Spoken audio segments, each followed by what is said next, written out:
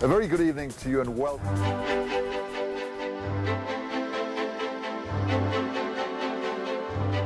How measurable is happiness at work? I started looking at the literature because I'm a psychologist as a background, and there was nothing about happiness at work. There was a lot about engagement, a lot about job satisfaction, and I thought happiness has got to be a driver. And I know it's old-fashioned, the happy worker is a productive worker, but that's exactly what our research has found. But surely the working landscape has changed so much in the last decade. You're right. In 2005, when I was talking about this, it was difficult for people to accept because things were good.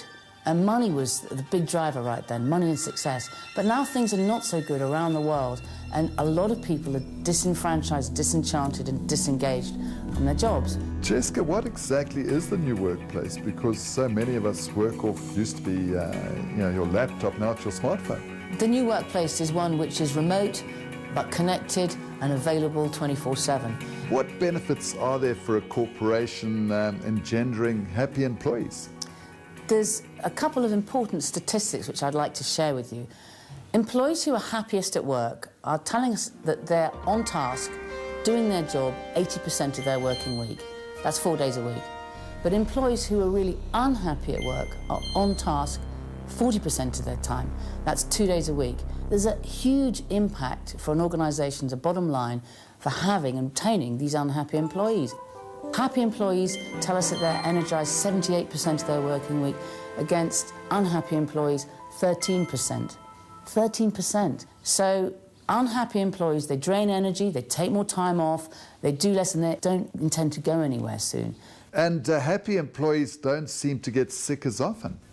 Happy employees in our global data take about 3/4 of a day a year off sick. So they're struggling, they do something, they go home. But unhappy employees are reporting about 7 days a year. Now, looking at it in a rather materialistic sense, what's in it for me if I'm a happy employee? Your colleagues like you more, you get better peer feedback, you get better supervisory feedback, you're promoted faster, you come up with greater ideas, and actually in the end you earn more as well. So, what's not in it for you? How can I be a happy employee? What do I have to do? Well, there are 5 things that really drive happiness at work. We've got contribution, which is about the effort you make. We've got conviction, which is your short-term motivation. Culture is your feeling of fit. Commitment is your engagement over the long term, and confidence. And then around the outside is trust in your organisation, pride in your organisation, and recognition back from it. And all of those lead to you feeling you're achieving your potential and you'll be really happy at work. So what generally should companies do to lift those happiness levels? There is one thing that I think all organisations need to do, especially those who need to move away from command and control. If you want to get the best out of people, if you focus on what I need to deliver to you and not exactly how I need to do it, you'll empower me. Which nations around the world would you say are generally unhappy at work? America, they're not happy at work. China, they're not happy at work for slightly different reasons. I think that the American dream is actually a bit of an American nightmare. People don't feel secure in their jobs because you can be so easily let go. If you're constantly worrying about, am I going to be retrenched, that doesn't mean that you're going to commit to your best work and contribute, and your motivation will be definitely on the wobble. Now, China, why aren't people happy there? They also have a skills shortage, a little bit like you here in South Africa. Not having the right skills and being put into a job that is too difficult for you to do causes lack of confidence.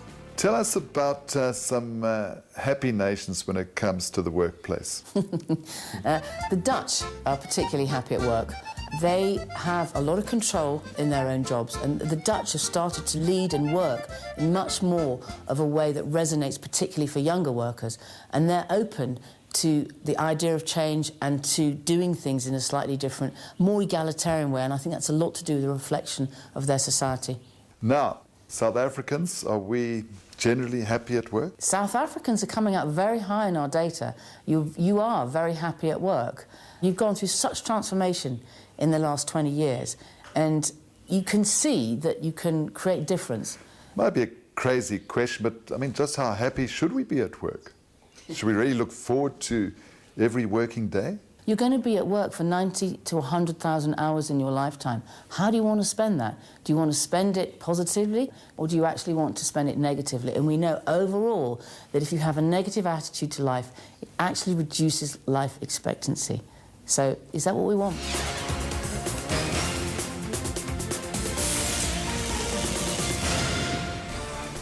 A very good evening to you and welcome.